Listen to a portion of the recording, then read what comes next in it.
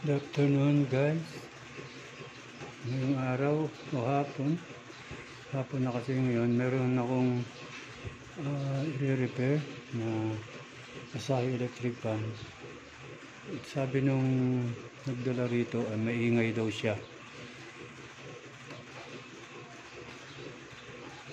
Parang dito sa loob yata raw yung ingay. Kaya titignan natin kung ano yung diferensya niya. Gagawin natin, sasaksak natin yung kanyang yung kanyang plug. Dito, plug na to. Nakasaksak na guys yung plug niya, ayan. Dito siya nakasaksak. Ngayon, itetest natin siya kung bakit maingay. Panda rin natin to guys,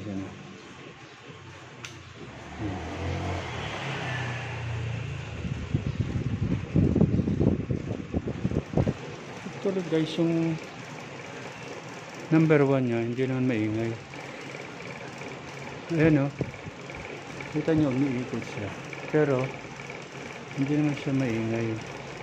Yung number 2, ayan, yung naririnig kayo guys, parang ito yung number 3 mas yung number 3 guys, kasi maalog yung kanyang yung kanyang shafting, maalog, kaya nagba-vibrate siya rito guys, kaya nagkakaroon siya ng ingay. Tapos guys, siguro yung kanyang bushing ay bawas na o hindi na masyadong bilog, kaya gumagalaw na guys yung bushing niya. Pati yung kita mo yung LC niya guys, parang nagba-vibrate. Yun yung diferensya nito. Sa tingin ko talaga bushing ang diferensya niya, kasi nagba-vibrate yung kanyang buong buong kanyang katawan, ayan, kaya maingay. Saka yung kanyang tinatawag nito na rotor, sumasabit doon sa kanyang stator. Pag ikot niya, parang paggalaw ng electric fan, pag ikot, dahil maalog siya guys, kasi nga maluwag na yung kanyang bushing o kaya yung kanyang shafting, baka may tama na, no? Ang gagawin natin dito guys, titignan natin yung loob nito, yung loob nitong kanyang dito, kasi andito yung bushing niya, saka yung kanyang shafting dyan sa loob ng motor nakalagay. Ang gagawin natin, bubuksan natin to at tanggalin natin yan, then pati itong kanyang kasi guys nga, yan yung kita nyo, maalog siya, parang nagba-vibrate yung kanyang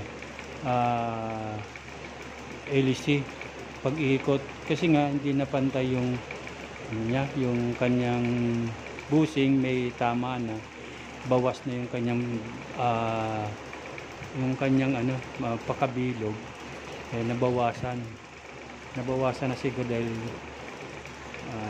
may uka na, kumbaga sa may uka na siya, kaya nagba-vibrate siya, hindi na as is yung ikot ng kanyang shafting, magalaw na siya. O ngayon guys, ang gagawin natin dito, bubuksan natin yan at papakita ko sa inyo mamaya guys kung alin talaga yung may diferensya dito, kung yung bushing nga o yung kanyang shafting. Ang gagawin natin guys, bubuksan muna natin to, pupos ko muna guys. And guys, nabuksan na natin. Ito naman ang gagawin natin, tatanggalin natin itong tornilyo na to. Bali 4 siya, nandito, tapos dito sa kabila at saka dito sa ibaba na to. 4 yan guys na tornilyo.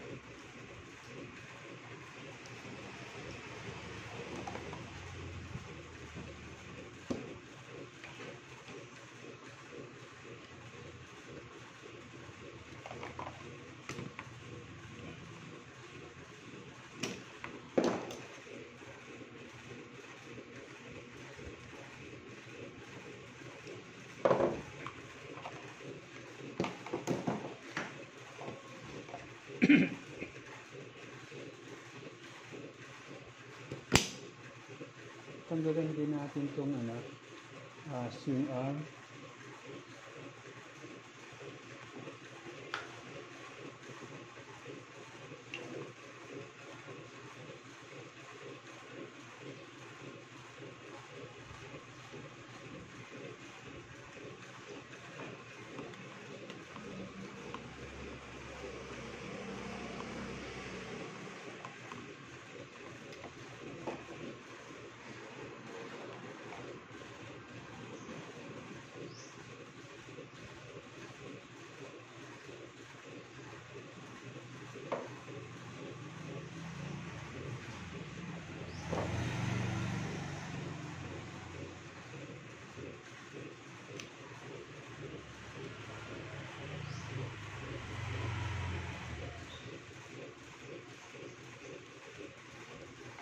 Gagawin natin guys, magpapalit tayo ng bushing.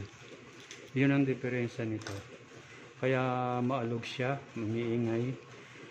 Dahil sumasabit na siya dun sa kanyang stator, yung kanyang tinatawag na rotor. Yung nakakabit guys sa shafting.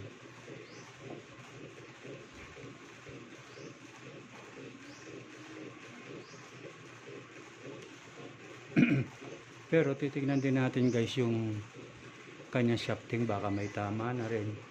Kaya pag may tama siya, papalit tayo ng shafting. Pero kung madadala pa natin sa liha, lilihahin na lang natin para kuminis. Maraming oil. Okay.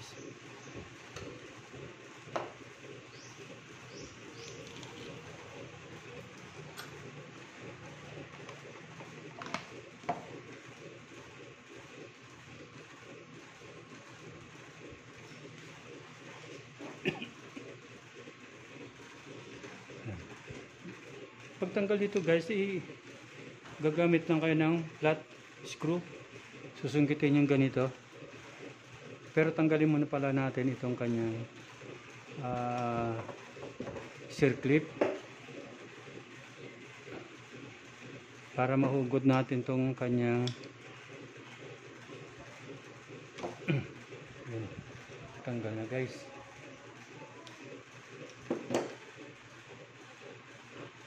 Ayan siya. Ayan.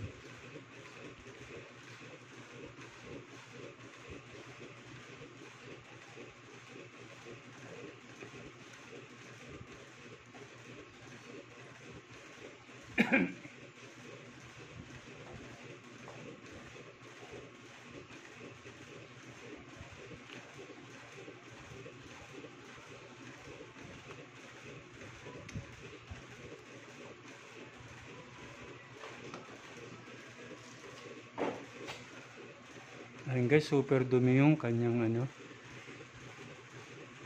hindi na yan, hindi na super dumi. Makita nyo yan guys. Yan ang dumi masyado.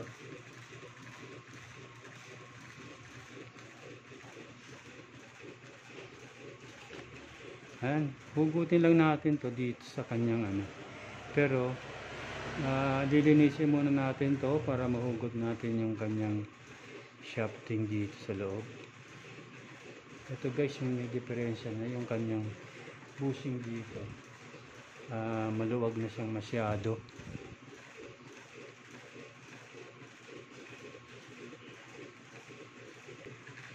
Ayan guys, itong kanyang lock, tatanggalin natin to para mahugot, para makuha natin yung kanyang bushing. Ito yung tatanggalin natin.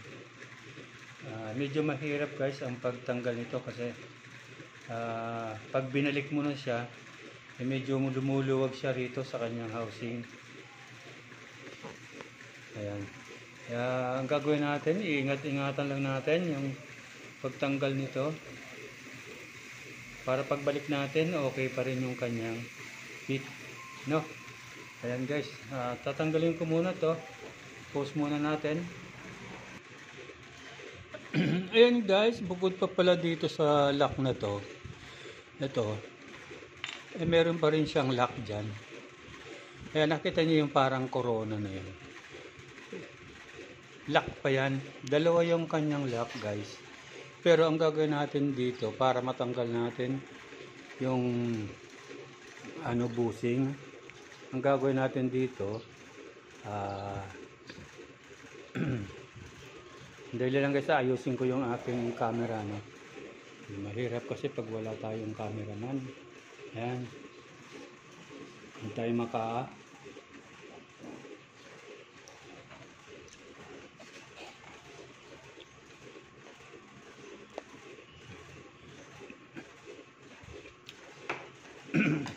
ang pagtanggal nito guys, dito, itong bushing na to, ito, tutukabin nyo lang to, itong ano na yan, iaangat nyo, angat yung ito,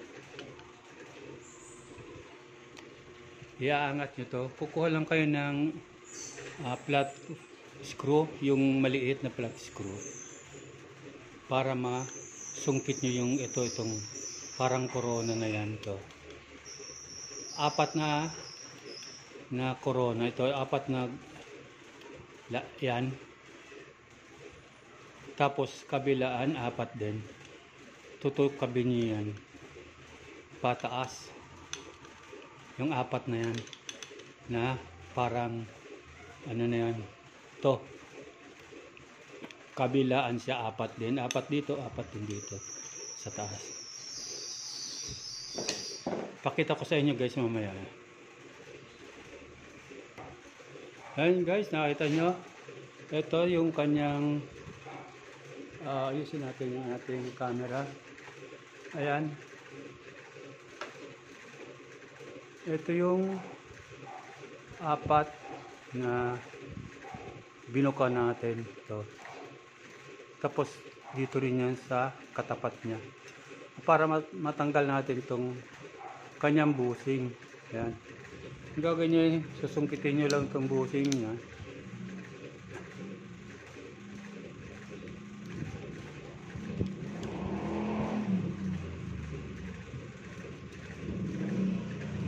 Ayan. Ito yan na. Nakita nyo yan? O, tanggal na yan guys. Ganun lang yung pagsungkit ng ating bushing. Para madali siyang matanggal, ibubukan nyo lang tong apat dito na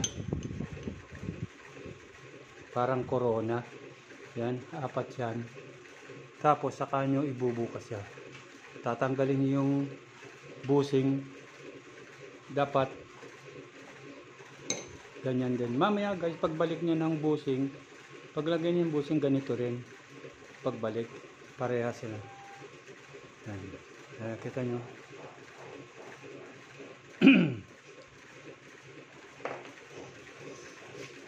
Mamaya guys, ilalagay na natin yung bushing. Tatanggalin lang natin yung isang kapartner nito. Ito. Para sabay na natin siyang tanggalin. Ibalik. Ayan guys, pagbalik nito, itong ano na to, nakatagilid. Ibabalik mo siya rito, dapat nakatagilid siya dun sa tapat nung binuka natin na ito, yung parang corona niya. Ganyan guys. Ayan. Nakita nyo guys.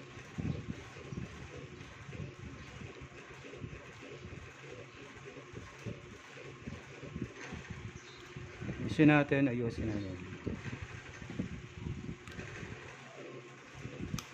Ayan. Nasa loob na siya. Ngayon, itatagilid natin siya dito.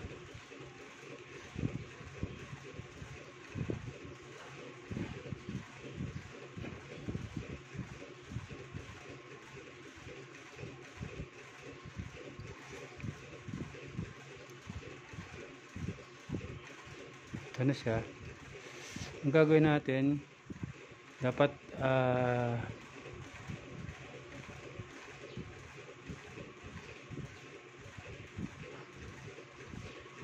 angat lang natin to ng konti. Ito.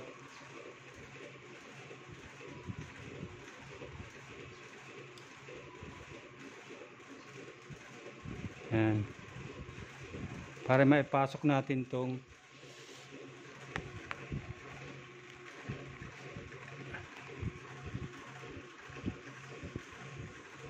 guys. Iangat natin to ng konti itong dalawa na to para maipasok natin na maigi itong kanyang busing. Angat natin siya.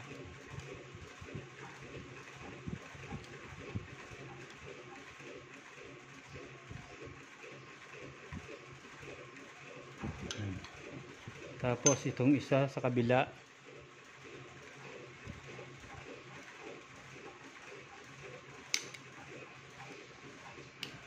Ayan.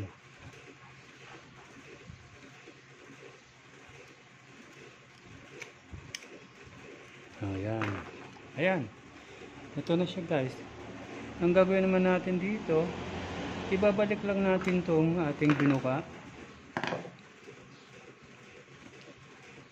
Kukuha lang tayo ng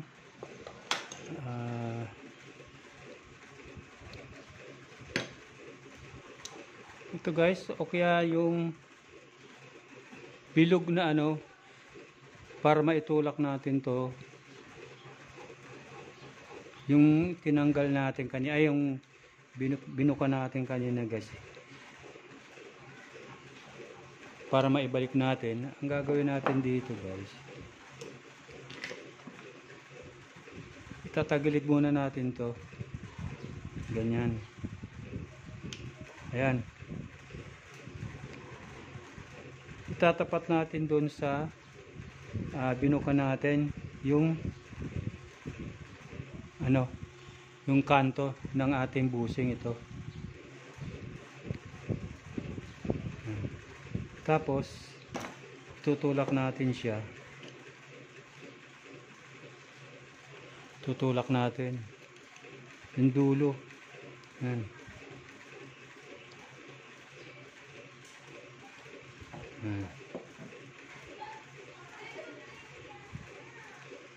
Isa-isahin natin na itulak ano.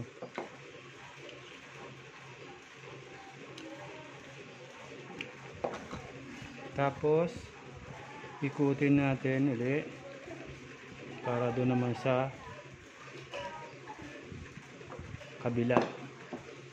Yan, tulak ulit natin yan para makabalik siya. Yan. Tapos ikutin ulit natin.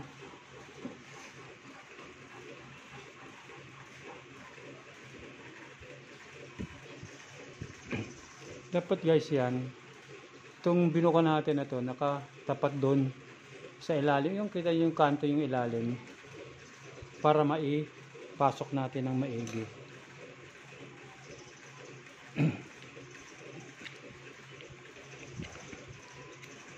Huwag kayong gagamit guys ng matulis na bagay, dapat flat yan to, kasi baka masugatan yung loob ng ating busing pag dumulas. Kasi dumudulas guys, nakakapasok din sa loob ng busing, nasusugatan. Kaya iwasan natin yung gumamit ng matulis. Ito mas maganda to, medyo flat yung kanyang ano, o kaya bilog yan na flat yung pinaka ano. And guys, ulitin lang natin, try natin na ano. Ngayon balik natin dito sa kabila.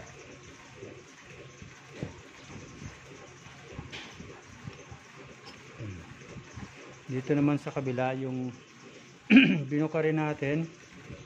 Same procedure lang guys ang paglalagay, ang pagbabalik. Yan.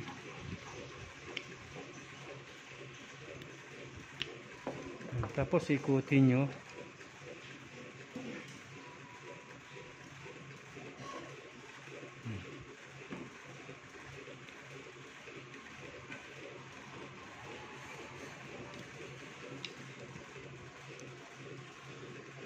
Ito guys ha.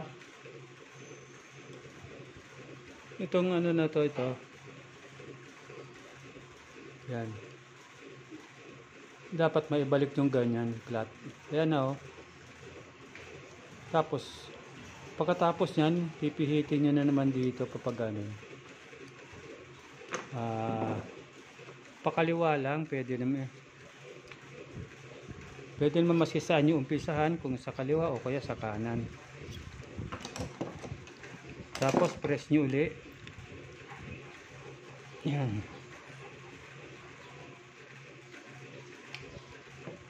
I-press nyo lang guys para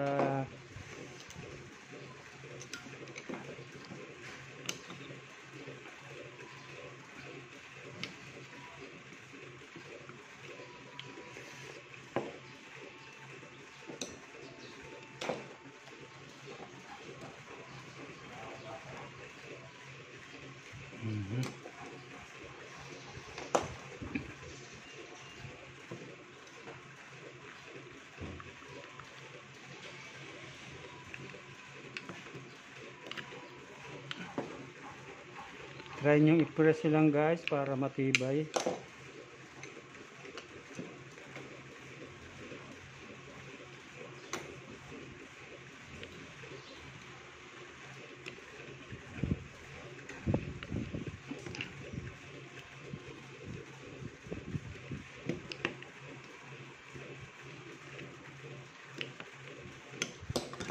Ayan.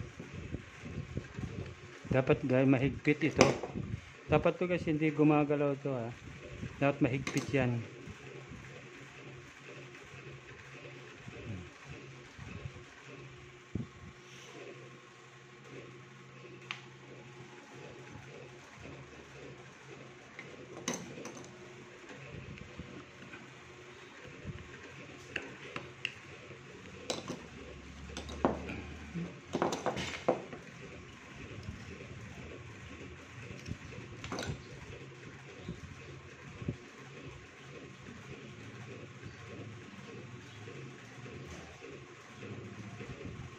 Ayun guys, naibalik ko na. Siguraduhin nyo lang guys na mahigpit to. Yung hindi siya makagalaw. Ito. Ayan. Dapat guys mahigpit siya.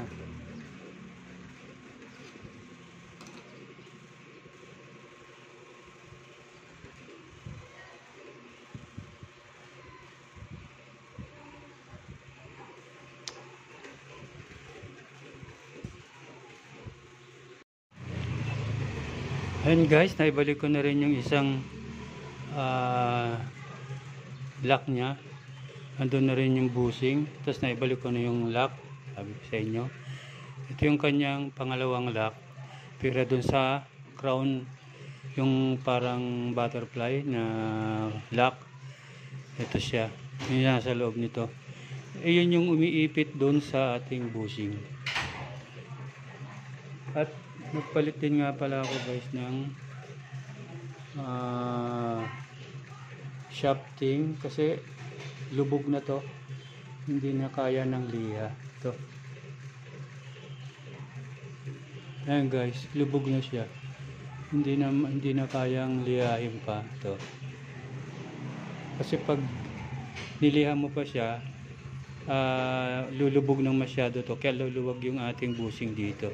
Kaya nagpalit ako guys dito ang ating shafting. Ito, nilagay ko na rin siya sa kanyang rotor para maibalik na natin to. Gagawin natin, bubuuin na natin tong electric fan para matest natin kung okay na yung kanyang pag-ikot, wala na siyang ingay.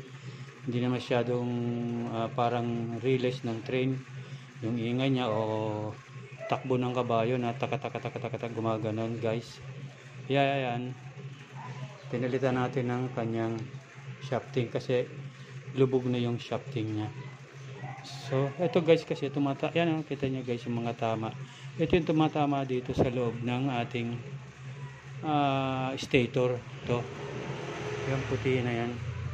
masabit yan. Kasi pag ikot na ganun, kasi dahil hindi nga pantay yung kanyang ikot, nagbabibrate na siya. Kaya na ayan, tumatama siya dun sa stator. So guys, babalik na natin to para mabuo na natin.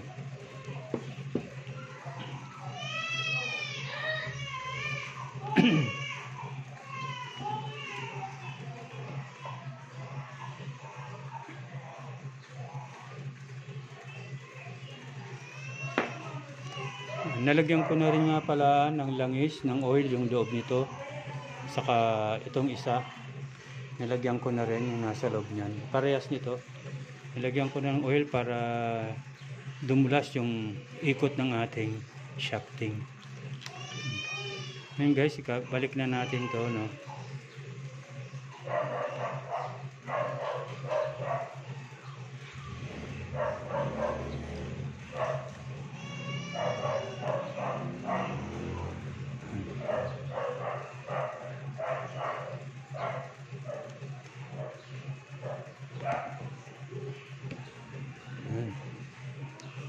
Dapat ito guys, ang laro nito, hindi siya masyadong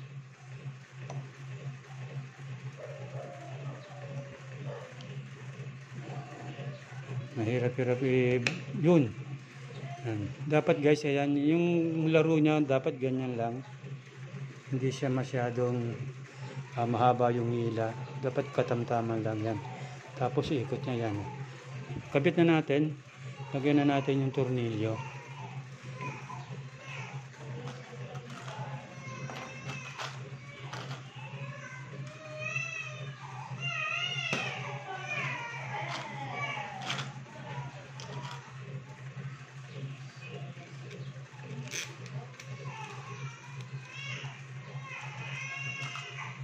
Apat to guys na tornilyo, babalik natin.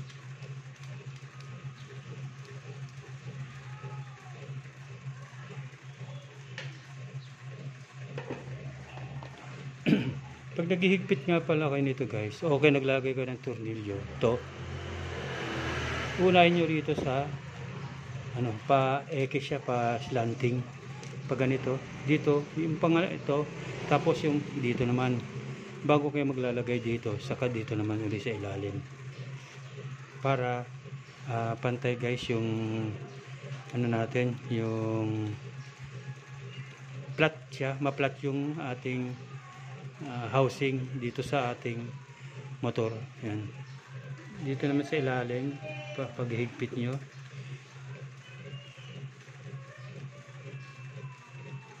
Yan guys, ganyan na.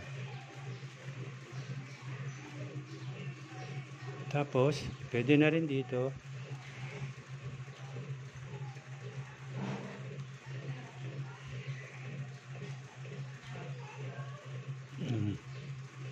Huwag lang masyado guys mahigpit, kasi minsan pag nahigpitan masyado, nahihirapan magtanggal yung gumagawa, nasisira yung nasisira itong tornilyo.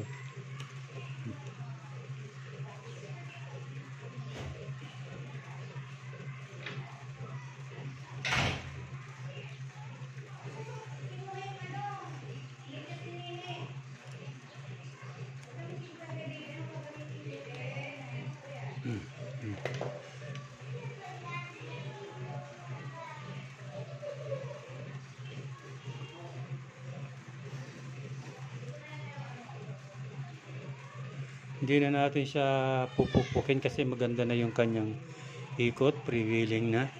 Yan guys, wala na siyang kalog. Hindi katulad nung una, pag kinalog mo itong dati niya, makalog siya. Ngayon wala na guys. Kaya ang gagawin natin,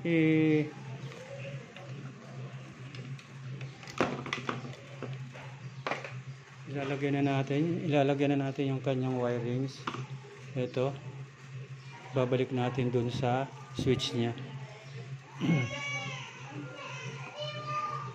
Dito sa loob ng switch na to. Dito po kasi ito tinanggal. Ayan guys.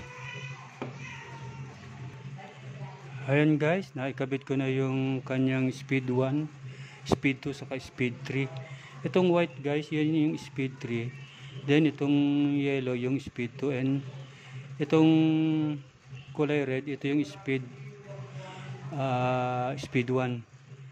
Ito kasi yung may pinakamataas na reading o resistance. Pangalawa to, then ito yung may pinakamababang resistance, yung kulay white. Kaya siya yung magiging speed 1 natin. So ang gagawin natin dito, tatakapan lang natin to.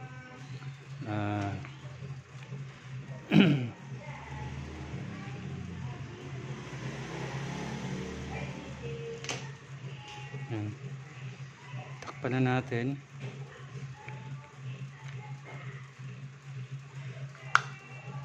Uy, mali.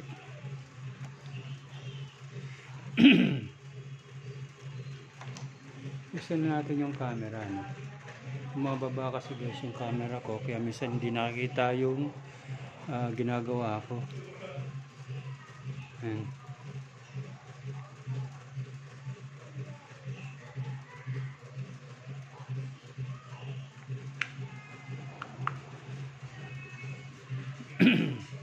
Hanggang matakip na siya. Ngayon, lalagyan na natin siya ng tornilyo. Kabilaan to.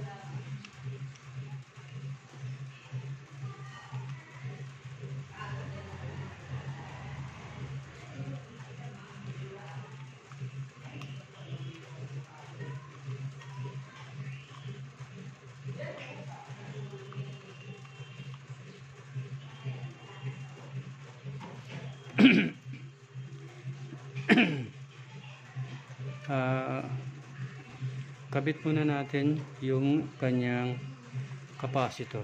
Ito. Ano lang to, provision lang guys. Itetest ko lang natin muna kung okay na ba yung ating ginawang pag-repair, ano.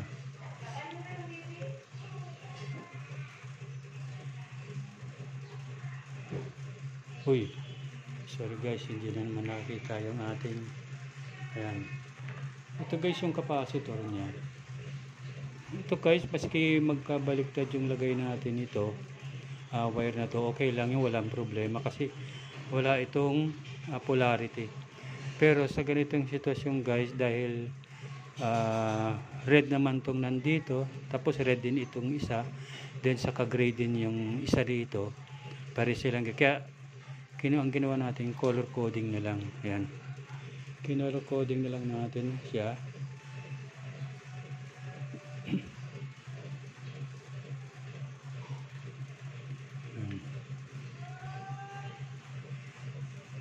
Ngayon guys, tatry natin siyang paikutin.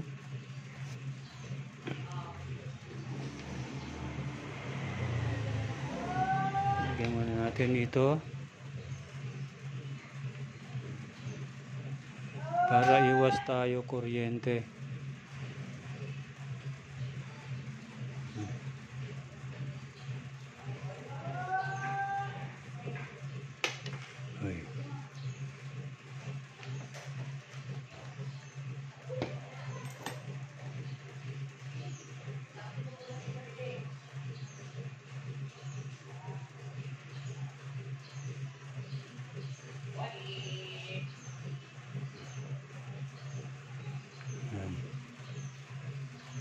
Ngayon guys, tetest natin siya.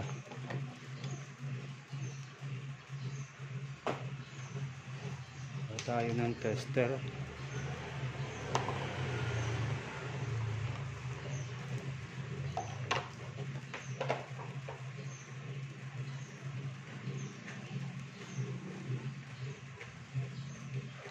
Titignan lang natin guys kung meron siyang resistance, ano.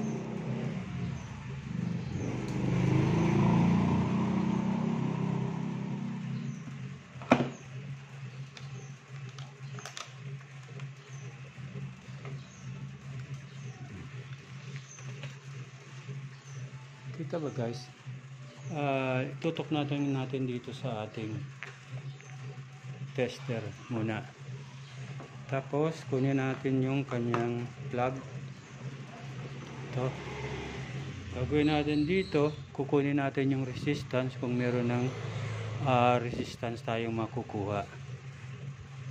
Ayan. Lagay lang natin to sa dalawang terminal ng ating plug, itong ating cords ng ating tester. Ito. Then, meron siya dito guys, pointer. Pag oras na gumalaw siya guys, maski saan dyan na parte, basta gumalaw lang siya, okay na yung ating ginawang pag-repair. Ayan. Si-switch lang natin siya sa speed 1. Ayan. Ayan, nakita nyo guys, meron tayong nakuhang reading. Ayan. Focus muna natin ng konti. Ayan. Ayan.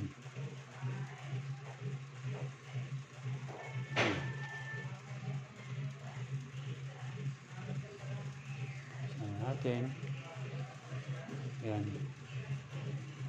Ayan guys, no? Off muna natin. Ayun. Pagalawin natin. Ayan, no? Kita nyo guys, gumalaw siya. Sa speed 1, then speed 2. Ayan. Okay siya, hindi siya bumaba. Speed 3, yun, okay din. So guys, yan ang ating ginawang paglagay ng ating wirings galing dun sa ating motor papunta dito sa switch.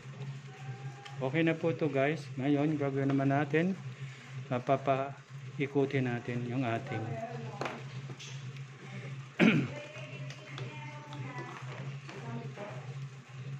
sasaksak muna natin to guys.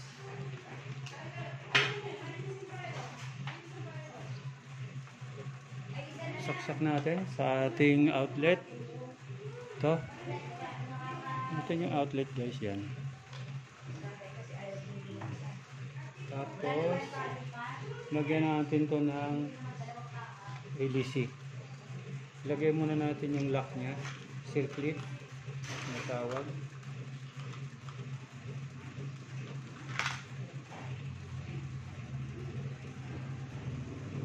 Lagyan natin siya ng circlip.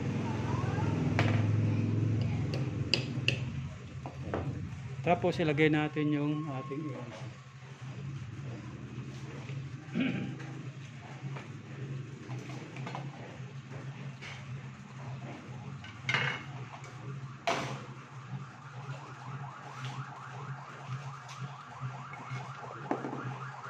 Lagyan natin yung ADC. Ayan.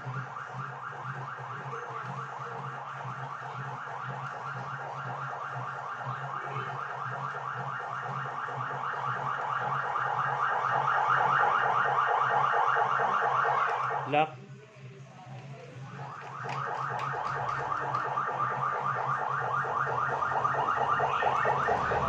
Ayan. Ngayon guys, try natin siyang paikutin, pero tanggalin muna natin to. Ilagay pala natin tong ating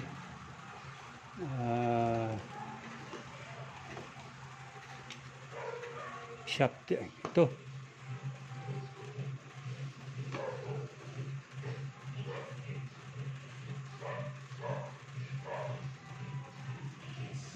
Oops.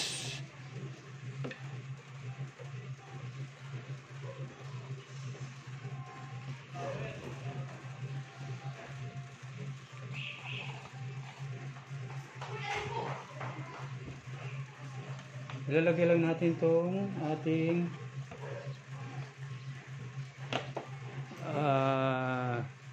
swing arm.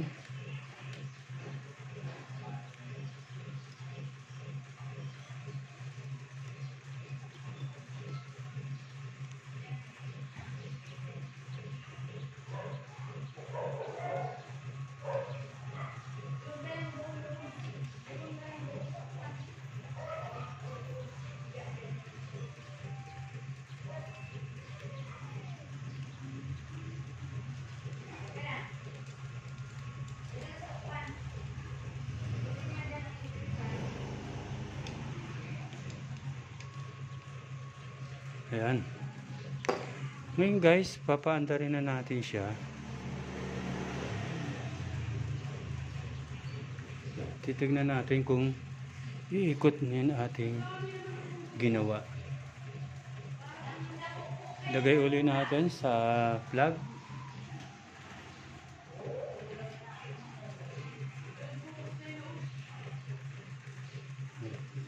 Kanya yan, LC. Ayan. I-plug ko lang guys, ano. Tapos, i-switch natin dito sa switch. Ayan. Speed 1 muna. Ayun. Ayan guys, umikot na yung ating ating LC.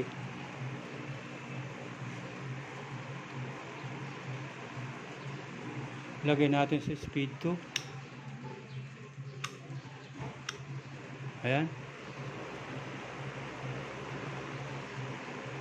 Speed 3. Okay. Nawala na guys yung kanyang tunog. Yung parang takbo ng kabayo. Nawala na. Ayan. Yan guys, okay na yung ating na-repair na electric fan. Pinalitan natin ng bushing dahil yun yung diferensya niya. Saka yung kanyang shafting. Pares natin siyang pinalitan. So guys, ang gagawin natin dito, tatakpan na lang natin to. Ibabalik natin yung ating mga tinanggal kanina na mga takip dito sa LC saka dito sa likod niya. Tapos guys, ipa-final test natin siya pagkatapos nating maibalik yung mga kanyang mga takip.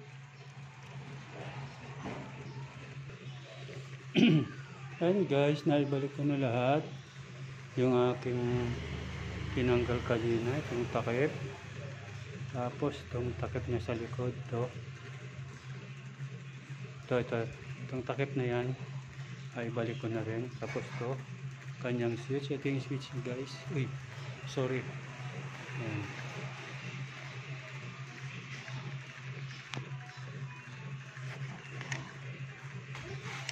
Ayan na guys, yung kanyang takip. Ito na yung switch niya. Ngayon ang gagawin natin dito guys ay itetest na natin siya, final test, kung wala nang problema yung kanyang kung wala nang problema yung ating ginawang pag-repair. Ayan.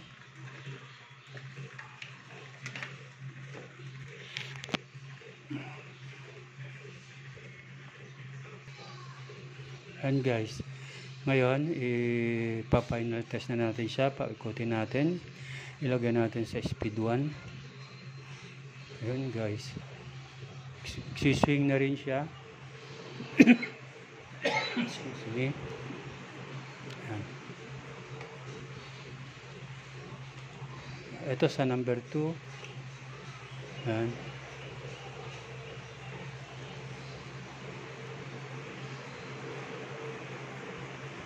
Tapos number 3. Ayan.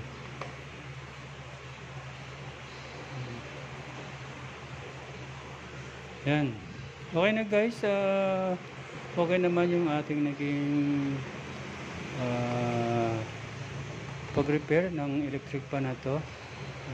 Sana guys na sundan nyo yung aking pag-tutorial. At sana meron kayong nakuhang kahit konting kaalaman tungkol sa pag-repair ng ating electric pan. And guys, paalala lang po, dun po sa hindi po nakapag-subscribe po sa aking pong YouTube channel, inaanyayahan ko po kayong mag-subscribe po sa aking YouTube channel. At i-like nyo na rin po, tapos i-share nyo rin sa ating mga kababayan dun po sa gusto pong makapag-repair ng ating pong mga appliances o ng electric pan na to. At wag niyo pong kalimutan na i-click yung ating notification bell para lagi po kayong updated sa aking mga video na ina-upload po. At i-like niyo na rin at wag po kayong skip po ng ads sa akin po sa YouTube, sa video ko po kung meron pong ads na kayong makikita. Tapusin niyo po yung aking video para masundan nyo na rin po yung aking tutorial nang sa ganun meron po tayong maiambag sa inyo na kaalaman tungkol po sa pag-repair ng ating mga electric pan. Maraming salamat po. Hanggang sa muli po. Sa ngayon po, paalam na muna ang inyong lingkod. Paalam.